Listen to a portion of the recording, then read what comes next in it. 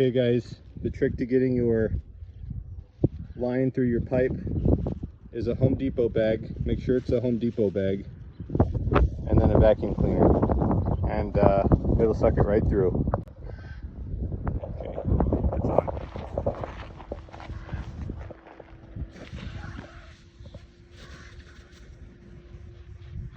All the way up there.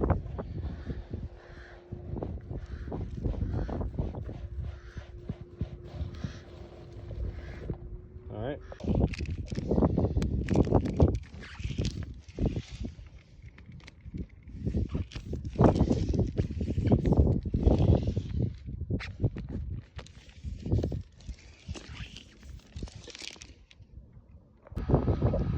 Okay guys, if you have a big wire that you're putting through a conduit and you're pulling it through and it's kind of snagging and hanging up, here's a little hack.